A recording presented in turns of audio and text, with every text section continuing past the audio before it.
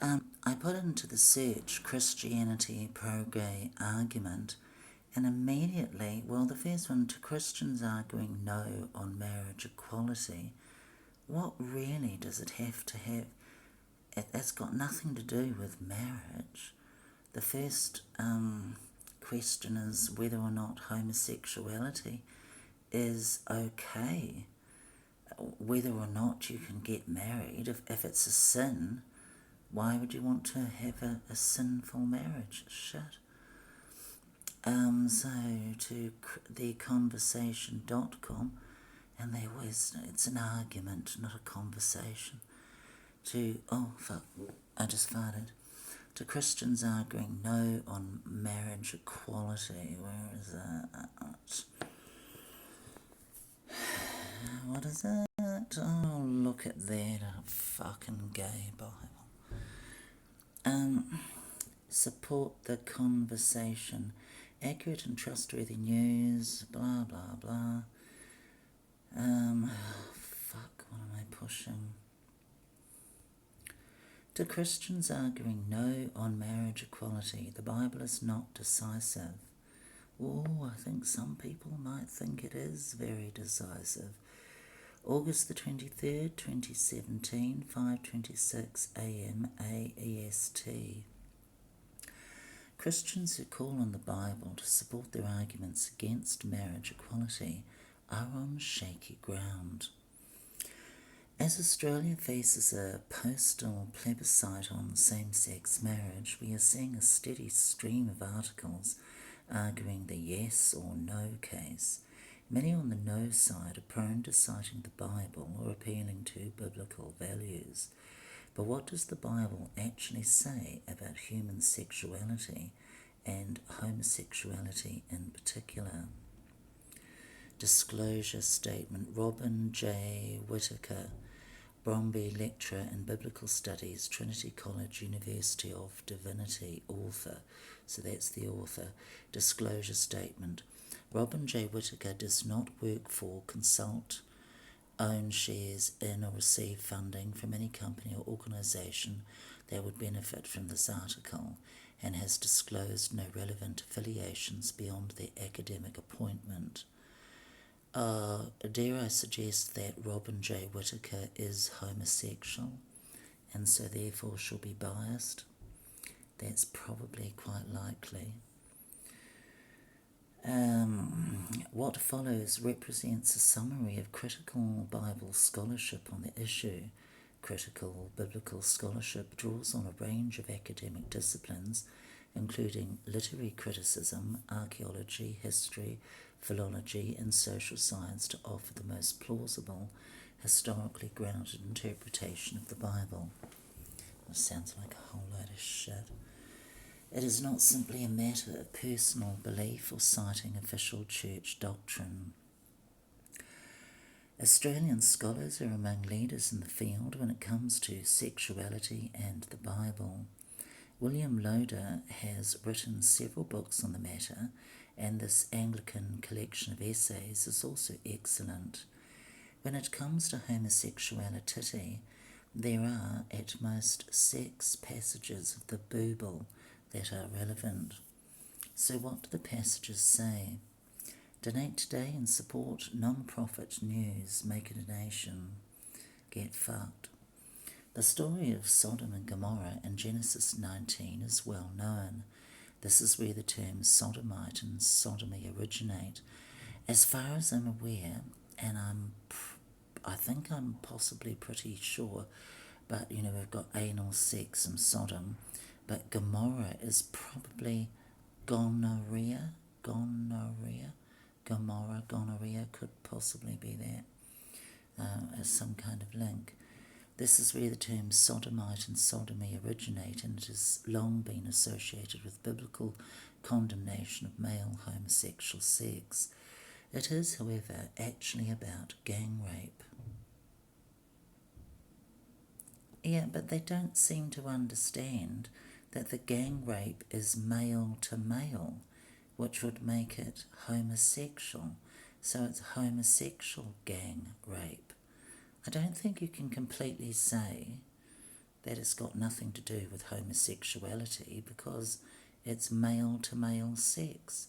Is that not part of the definition of homosexuality? Fuck. In the story, the men of Sodom seek to rape two visitors who are actually angels. Their host Lot defends them and offers them protection in his house, but offers his virgin daughters to be raped in their place. It is a deeply problematic and complex story that warrants an article of its own. But what is clear is that sexual violence and rape is harshly condemned, and so God destroys the town with sulphur and fire.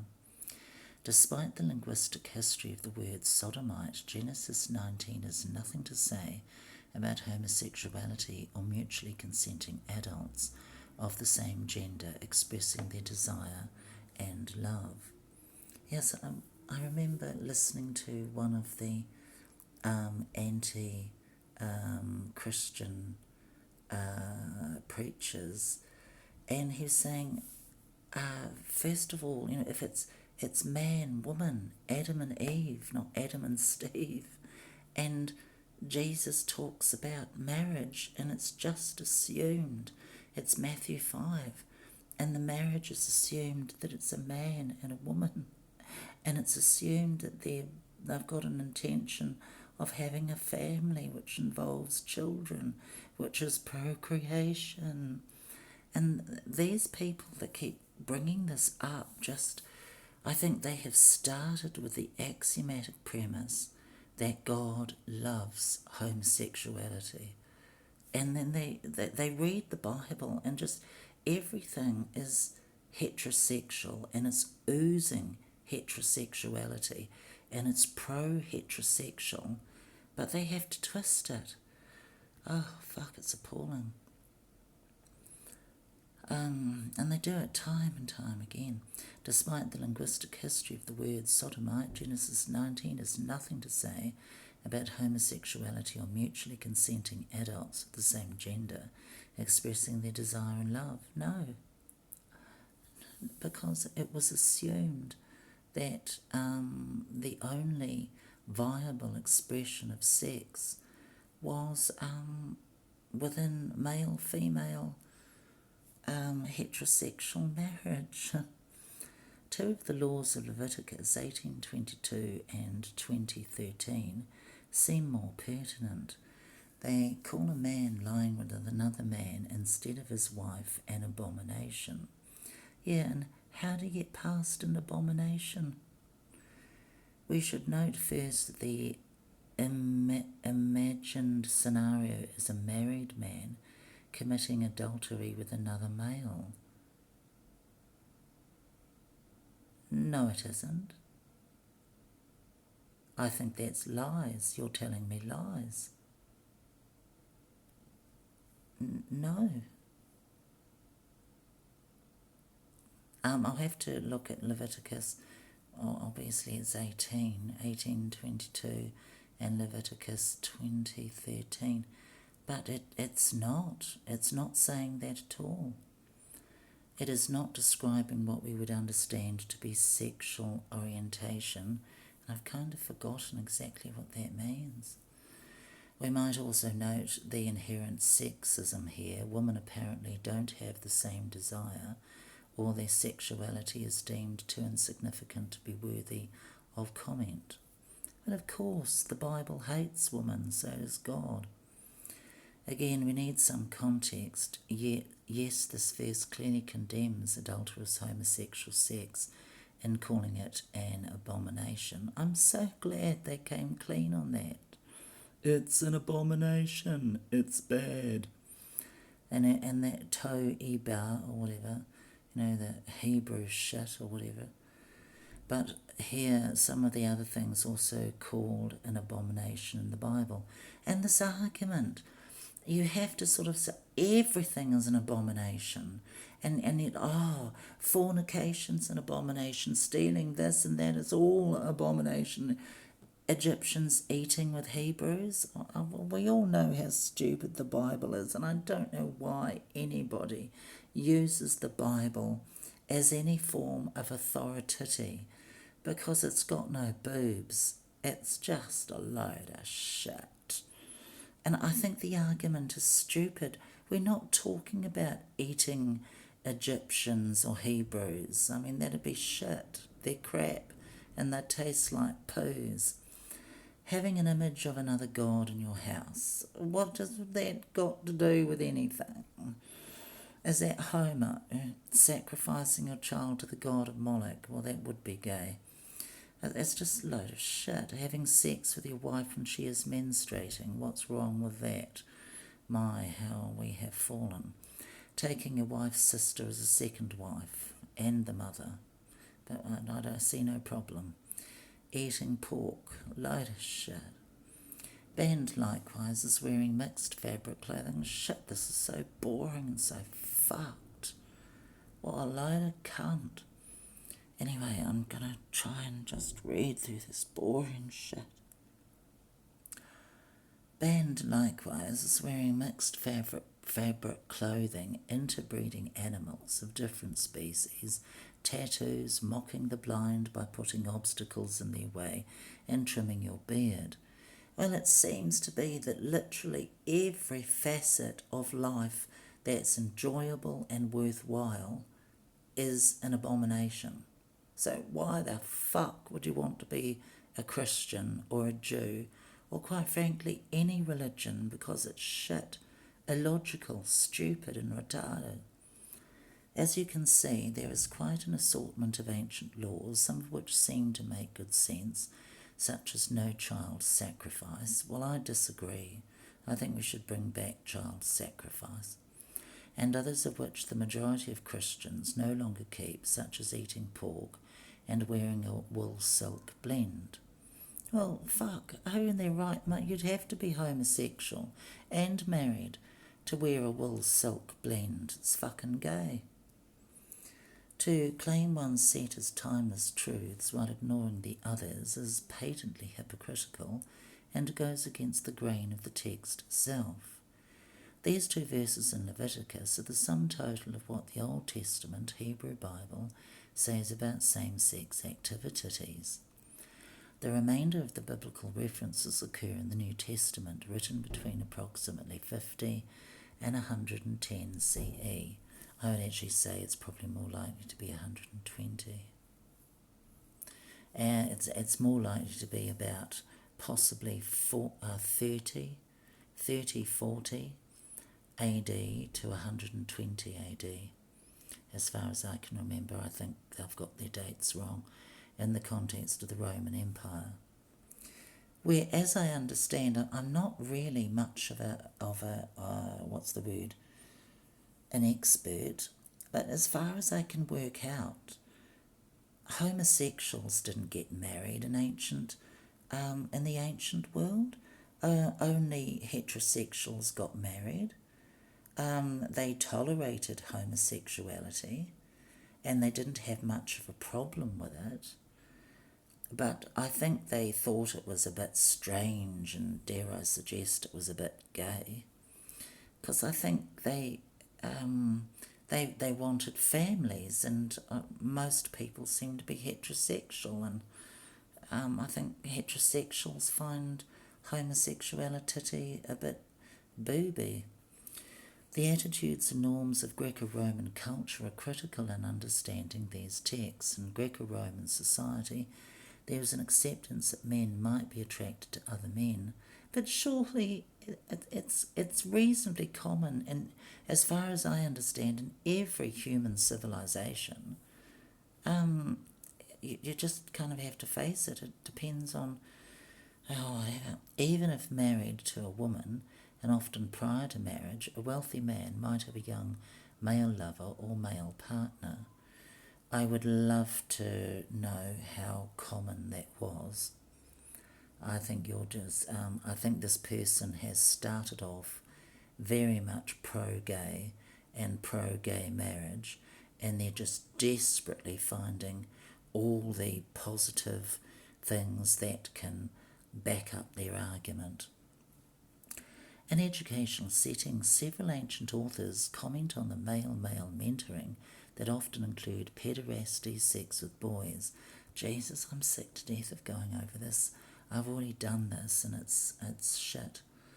The main ancient objection to male-male sexual activity was that one partner had to take the woman's role of being penetrated. Well, I don't know if it's another modern idea, but some people have suggested you don't be penetrative. My understanding, possibly, especially, this is possibly hypothetical, it'd be interesting to prove it, that in the New Zealand context, my understanding was the pro-gay people were saying that homosexuals aren't necessarily into anal. And then they bring up the fact that supposedly some heterosexuals are anal. And the thing that's we don't like is, it's the poo hole where the poos comes out. You don't do that. Unless, of course, it's ass to mouth. I mean, that's perfect. But, yeah. Anyway, moving on. In a patriarchal society, to be masculine was to have a cock in your body. In a patriarchal society, to be masculine was to be the active partner, whereas to be passive was deemed feminine and shameful. Anything to do with a woman is shameful.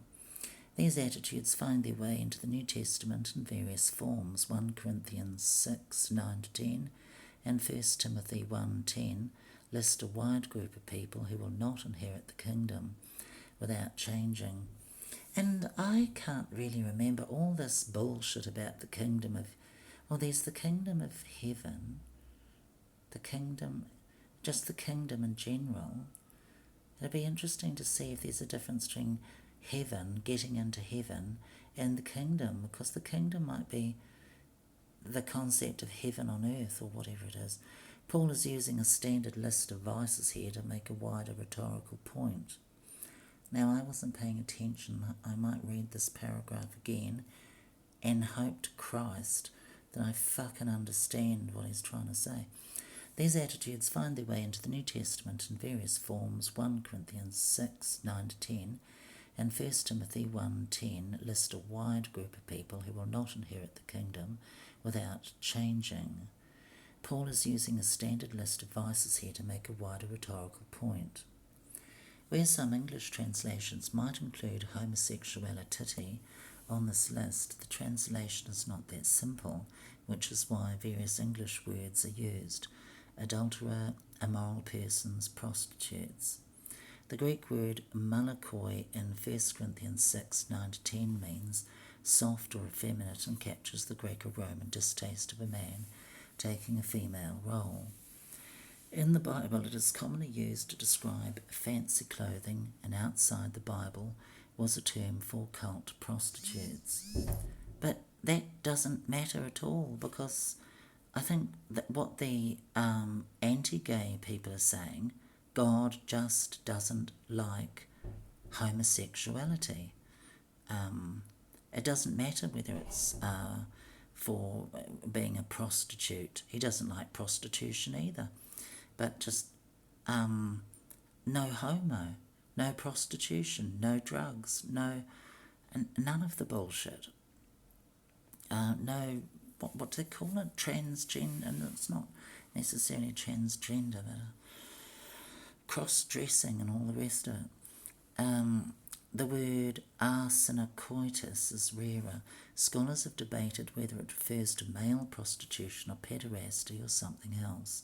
To translate it homosexual is problematic for two reasons. It is unlikely Paul had any concept of sexual orientation, and he was certainly not describing a committed adult relationship.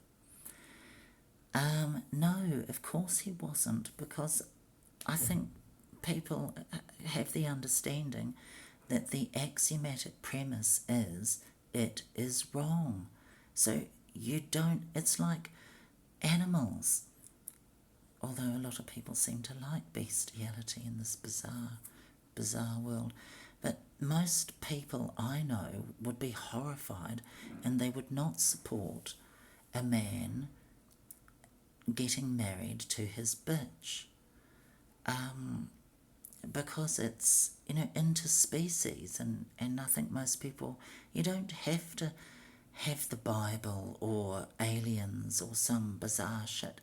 You just use your common sense and possibly a bit of science.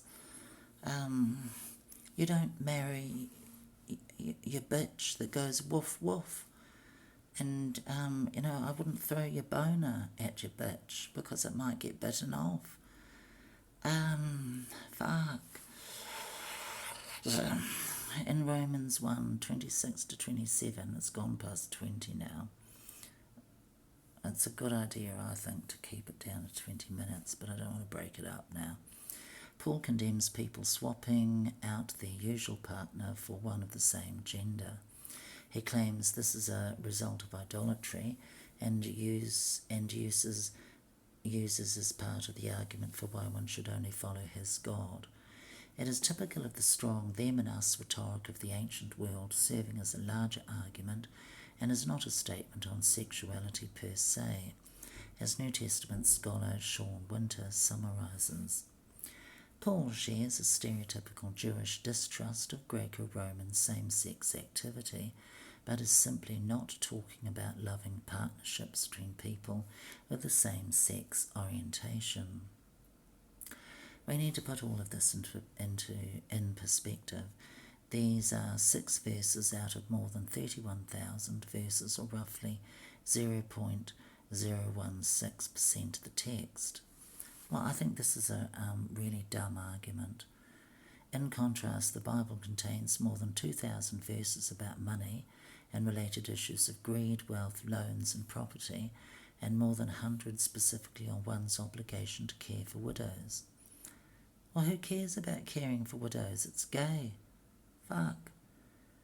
In other words, you don't care about widows because Jesus said nothing about it.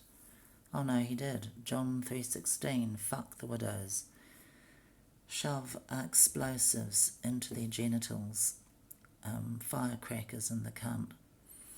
In other words, monitoring and prescribing human homosexual activity is not a particular concern of the Bible when compared to the overarching demand for justice, economic equality, and the fair treatment of foreigners and strangers.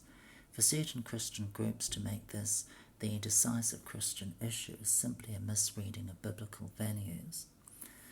To a certain extent, I would share these views.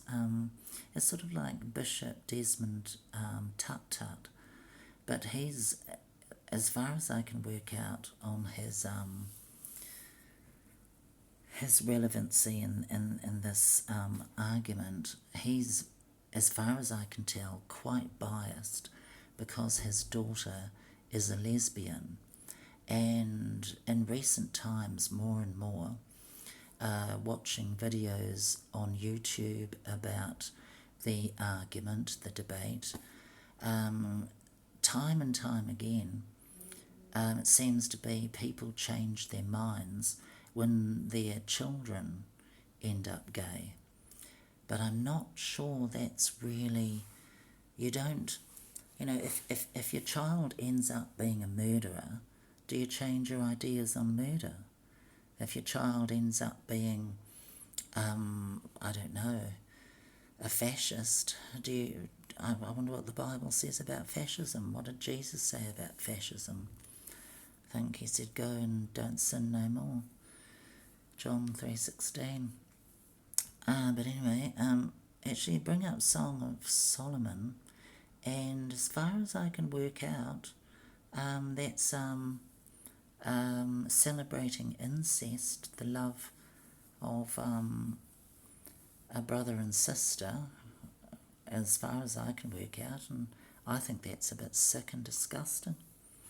But anyway, lest readers think the Bible is against sexuality generally, there is an entire biblical book devoted to celebrating human sexual desire, written in the style of a Mesopotamian love poem. The Song of Songs, sometimes called Song of Solomon, speaks positively of both female and male sexual union. Yeah, but that's, you can tell they're desperate to get down on heterosexuality because it's abnormal and sick. We all know that. Just imagine having sex with a vagina. Gross. But the way that sentence is written, it's cancelling heterosexuality.